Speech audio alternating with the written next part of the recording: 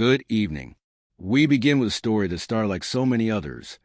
Quiet, unplanned, and painfully human.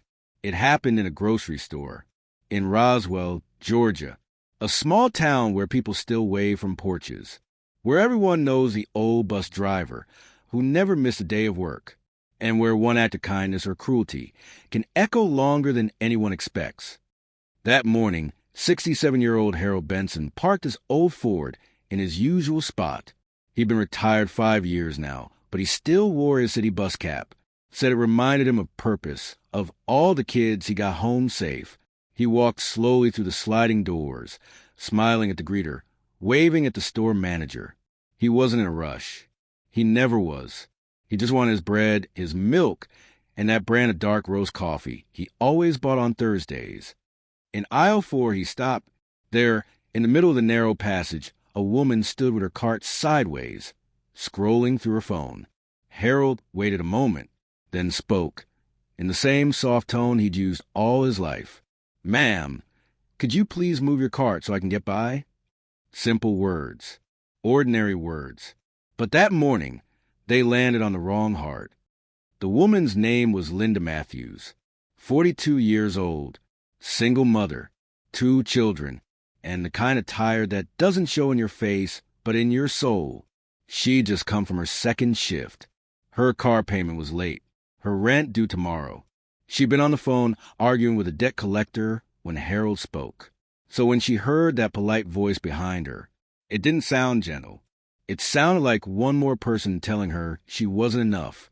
She turned sharply, eyes full of frustration she didn't mean to show. "Mind your business. Old man, you're not the boss of this aisle." The words hit like a slap in that quiet store. A few shoppers stopped and stared. Someone pulled out their phone, and in a heartbeat, something private became public. Harold didn't respond. He didn't yell back. He just froze, the shock and humiliation written across his face.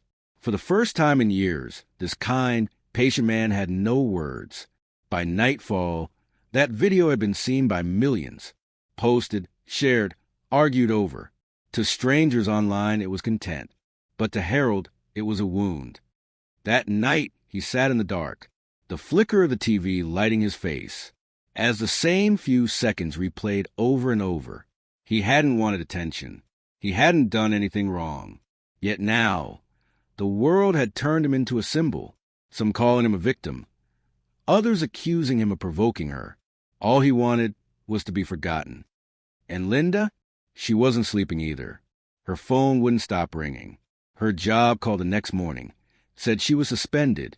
By the weekend, she was fired. The internet had named her Asterisk, the angry grocery lady. Asterisk. Her kids came home crying after classmates showed them the video. Even her pastor stopped returning her calls. In just 3 days, she went from invisible to despised. The same people who used to walk past her without noticing now crossed the street to avoid her. Her life became smaller, quieter, lonelier. Weeks passed, then months. The world moved on. But for Harold and Linda, the story never really ended. Harold stopped shopping at that store. He switched to one across town, where nobody recognized him. He smiled less, talked less. Even his daughter noticed. "Dad, you okay?" "I'm fine," he'd say. But he wasn't. Meanwhile, Linda lived like a ghost. Phone on silent, blinds closed. And for the first time in her life, she understood what shame could do. It could make a person disappear, without ever leaving home, until one spring morning, fate stepped in. Harold had started volunteering at the Roswell Senior Wellness Center. He helped serve lunch, drove seniors to doctor appointments, fixed broken coffee machines, small acts that made him feel useful again.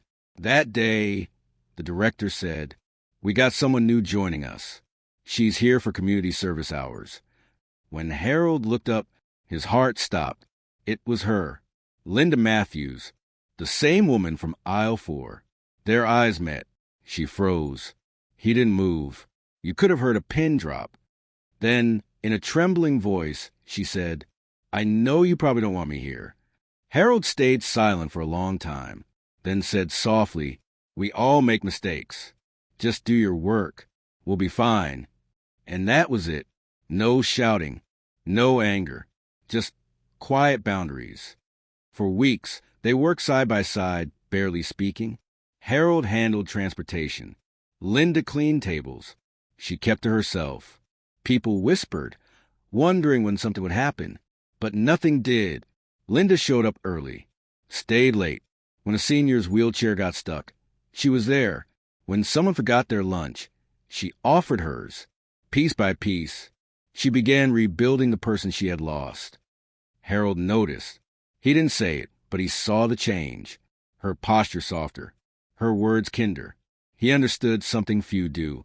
People don't change overnight, but they can choose to start over. One afternoon, when the rain tapped gently on the windows, Harold sat polishing his old bus driver medals. Linda walked past, stopped, and sat beside him. Her voice was small.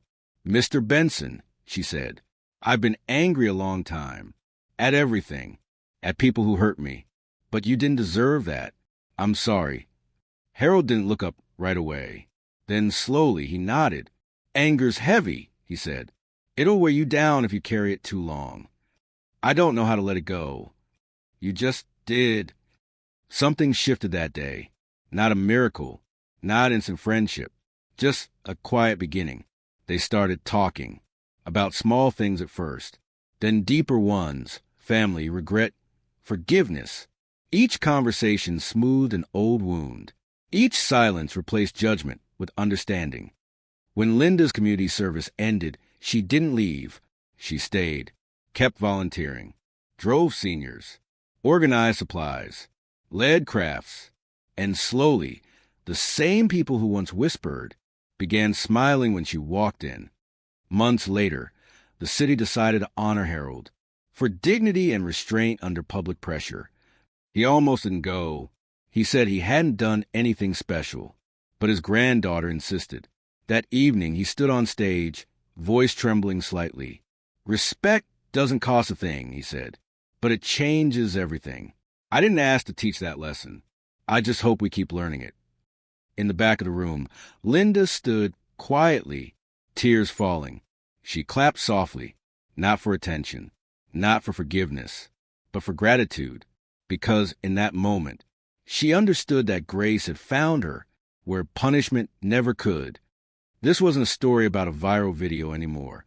It was about two broken people who refused to stay broken, about a small town that chose compassion over outrage, and about how, even in the age of cameras and clicks, decency still matters.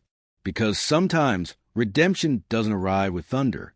It walks in softly, unannounced, carrying the face of someone you once hurt, and offering you a chance to begin again. And sometimes the real story isn't who went viral. It's who learned to forgive. Grace doesn't erase what happened, but it can rewrite what comes next.